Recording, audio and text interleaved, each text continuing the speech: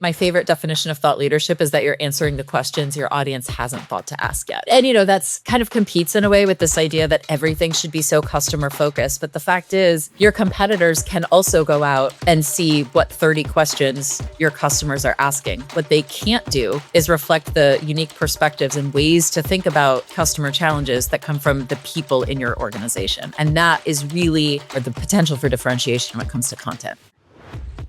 Kristen, welcome to the show. Thank you so much, Justin. I'm very happy to be here. So what would you say is your claim to fame? Well, first and foremost, I am the owner and CEO of Every Little Word, which is a boutique content and communications agency. We specialize in expert-led content that helps audiences earn attention and build trust. And I would say that expert-led content is the claim to fame, at least the one I'm working on building myself as in the market. That's really the ability to communicate with executives and subject matter experts, even folks in very technical areas, and help translate their knowledge into effective content and communications. Right before the show, I did say thought leadership, and you said thought leadership was a subset of what you do. So I'm really interested in kind of unpacking that. Can you kind of explain the difference? So there was a period of years where if you asked me what we did, I would kind of like fumble around a little, and then I'd probably be like, that's a lot of thought leadership. But what I realized is a lot of the work that we were doing, I was kind of blanketing it with the term thought leadership. And simultaneously, I was kind of seeing the rise of the word thought leadership as meaning like almost anything and everything, right? Like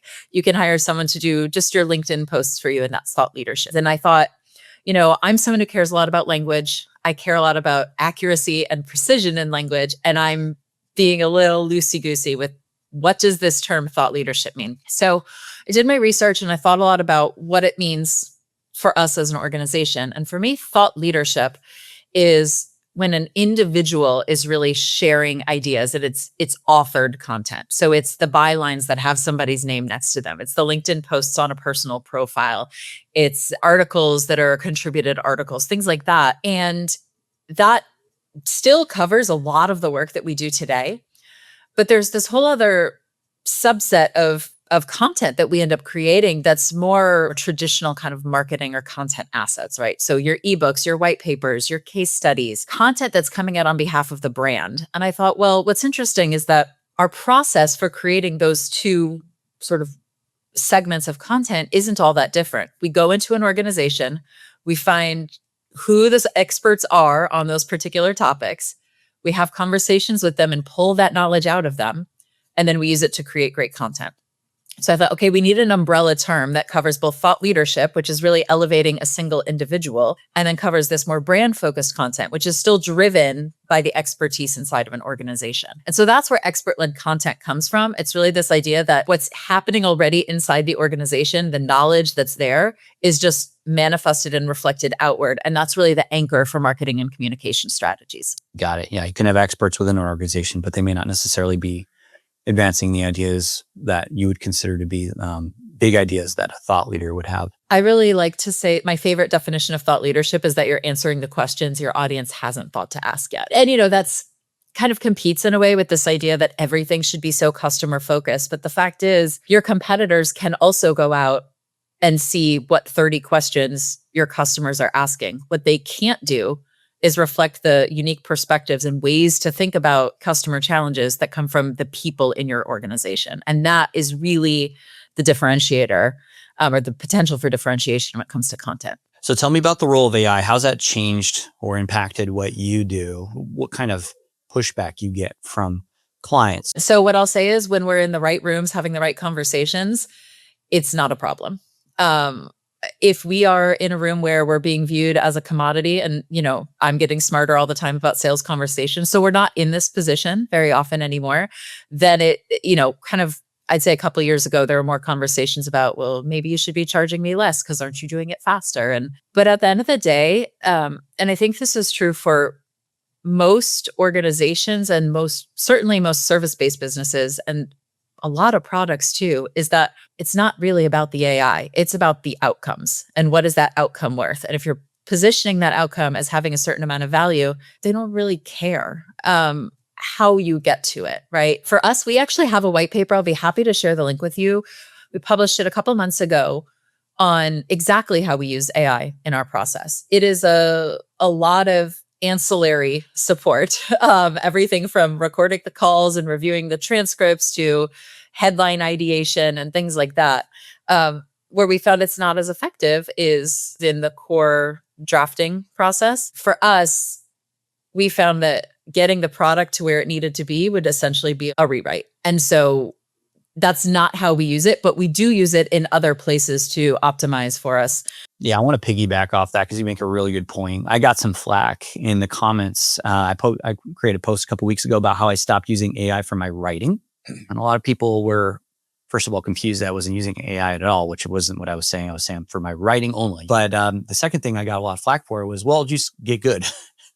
Kind of like get better with the editing portion of it. And I was thinking about that, like, well, that doesn't solve my problem. And to your point, I really like the way you said that, because just edit it is not a solution, because you are letting the AI guide the angle. And I found it's really bad at picking a good angle. So it's not an issue anymore with your buyers. What kind of pushback do you get with the idea of thought leadership? Do you get a lot of folks that kind of dismiss their own expertise?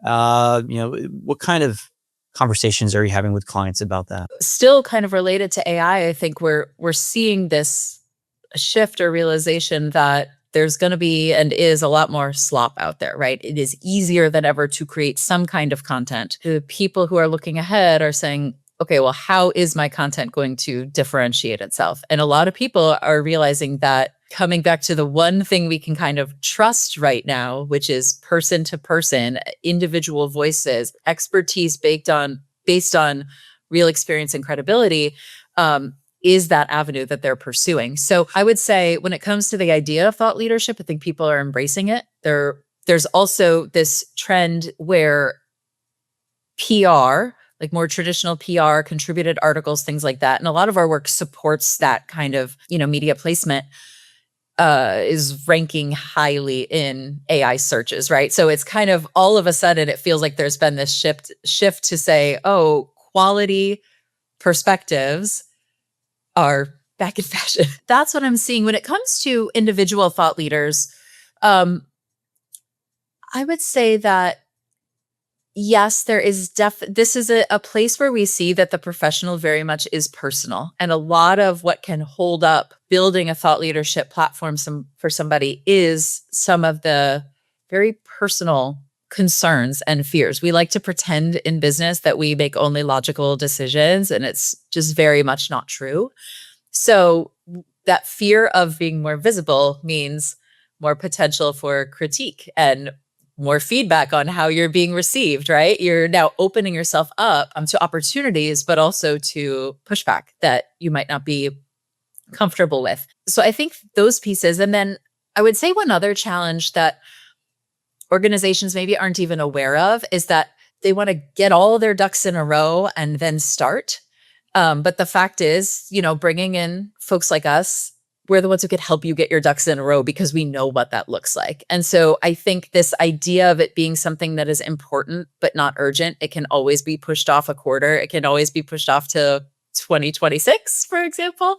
And the way I like to think about that is not when can we start? Nobody has time in their schedule right now for just adding in the thought leadership, just like you don't have time in your schedule right now to add in 3 more days at the gym. But you would make time if it was a priority. And so I think less about when does it make sense to start and, well, where do you want to be in 6 months? If you want to be just starting and getting off the ground, then sure, let's chat next quarter. But if you are imagining yourself with some sort of real traction, we need to be having these early conversations today. What should clients expect with a thought leadership program in terms of traction? Really depends where you're starting from. So the first few months of actually publishing content out into the world, we're going to be thinking about that as establishing a baseline, right? And one of the things we want to do is build the muscle of consistency of just being able to show up. That's not only for your audience, however big or small it is, but also inside the organization, building that muscle. From there, we like to think about building it out in layers. So for example, we're working with a thought leader and I was just looking at her report, like 150% growth in the last 12 months compared to the prior 12 months. Her audience has grown significantly. But now that we have the whole engine up and running, we're adding on. So what are we doing? We want an email component. So we're now transferring some of our long form content over to Substack so it can be emailed out to people. Creating a proactive strategy for LinkedIn outreach, because if you build it, they will come days on LinkedIn or a little bit over. You've got to be a little more direct in going out to folks to build your audience and make those connections. If we tried to do all of that in month 3 or month 1, it never would have happened. So I think that you do have to take a little bit of the long view. You have to go one step at a time so that you can stay consistent with it. Otherwise, you're kind of going 90 miles an hour and then come to a screeching halt. When is it the right time for an organization to be thinking about a thought leadership program like this? Mostly always, honestly. The question is how big and how much do you have to support it and how much onus is on one individual, right? If you're a very small organization, it's probably your founder, your CEO, who needs to be out there in some way, shape, or form. That could be on LinkedIn. That could be with a Substack or their own newsletter. That could be showing up at events. Thought leadership does not have to be written communication, although that's our sweet spot. There are other ways to show up and be visible. Certainly, if you're looking for more of a done for you, then you need to think about allocating specific budget and making sure you've got a leader who's got buy-in and is going to be able to give enough time. Hour and a half a month, honestly, it's not significant. There's so much that can be handed off and delegated, but they do need input on not only the core ideas, but also key decisions and approvals. And like you were talking about with AI, if you're not getting input from them, then you're kind of working from nothing, right? You're spinning it up. And that's the whole thing expert-led content is meant to avoid. It's meant to avoid some positioning or messaging out here that doesn't really align to the experience of being a customer of that organization. What's your favorite client story so far? I would say the CEO of an organization, she's someone who in recent memory just really lights me up personally as well as professionally. Her willingness to be vulnerable. She walked into this knowing that she was going to feel super cringe. And she did. And she still does. And she also felt that it was really, really important. And so she was willing to put herself out there and risk scrutiny. And that meant also taking a lot of our recommendations, being willing to share things that are maybe a little bit more personal or a little bit more about what's happening in the organization. Be more detailed and give more concrete examples versus talking in really high level language. So, but the core of it was that she was willing to be vulnerable and then look to us as the experts who support her in this area and lean into that versus creating too many walls and no-go zones kind of right from the start. I really like what you said about the sharing examples one, I think is the key to literally what makes for a good thought leader program, because you can talk high level all day long and so can ChatGPT. And I've been finding true POVs are in short supply. It's really tough to find them. I'm curious what your experience has been with that. Same. We've worked with plenty of organizations that don't always have a super strong point of view. And that's what they kind of want you to manufacture for them. And I would say that some of that's out of a different expectation of what content marketing is or should be. And, we're not an agency that's going to say, oh, this keyword, and now we can go get something done. So in conversations we have, it's like, okay, we want to talk about X topic. And it's like, great. What about it? Like, what do we, and I'm not trying to be sassy. It's like, what do we want to say about that? What is the point of view? And yes, sure, I can help you ideate on some of those angles, but you need to believe them. Like, I'm not going to spin for you your company's perspective, because guess what? Especially with service-based businesses or, a pharma company that's in business development, like what you're putting out there is what somebody's going to expect when they come and work with you. And so it needs to align. It has to be substantiated in that way. And we know, right, from the Edelman and LinkedIn publish a report every year about thought leadership. And the stats always show basically people are hungry for thought leadership. They don't get enough good thought leadership. It's hard to come up with a good POV. Why do you think that is? I think fear has a lot to do with it, certainly. I also think that the curse of knowledge has a little bit to do with it. So sometimes people don't realize that the way that's natural to them is a point of view. And I don't really believe that thought leadership has to be like groundbreaking, right? But it has to be clear and well articulated. And I think so sometimes people are so caught up that they're like, this is the obvious way, and they don't realize that there are other ways to do it. And theirs is a specific intentional choice. And I guess the third is like some of kind of the more regulated spaces we work in. I think it can be not a lot of risk tolerance. So those corporate messaging points, if you think about pharma, like everybody's about the patient. And that is true. Every single person I talk to, that's what they say. And I think that's great. And I think that's how the industry should be focused, but it makes it very challenging at a certain point to tell this company from this company from this company. And so that is where I think taking a little slice of an individual's perspective on a very specific topic can start to add some differentiation and some like texture to those core messages that tend to be pretty similar across industry. It's like POV as branding, right? Good branding is when you are differentiated, not when you're the same. And I think POVs, it's what makes a good thought leadership program successful. I think when you trace back a good POV, it comes from what you said, risk taking. It comes from testing and trying, and then analyzing and coming up with a meaning or an interpretation of the data. So if companies may be testing and trying, but they're never reporting back up to the leader, who is the person who is supposed to be the thought leader, then they won't have a POV because they don't know the data. That's a common problem. But I think you're right. I think it comes down to like being willing to have courage to say something about the data, even if it's confirmational. My coach taught me there's two kinds of insights. There's confirmational and revelational. I suspect a lot of folks do have a POV, but it's buried under a lot of, it has to be revelational for me to share it. But if it's just confirmational, that's good too. People need to know they're on the right track. One of my favorite things with this podcast is like getting insight. Like, that's confirmational. That's good. That's one of the reasons we all consume content. If we read an email, what's this email? It's confirmational. And we need it from smart people, not just, Joe down the street who read a blog post one time. We need the confirmational from the folks who we know are breaking things, trying things.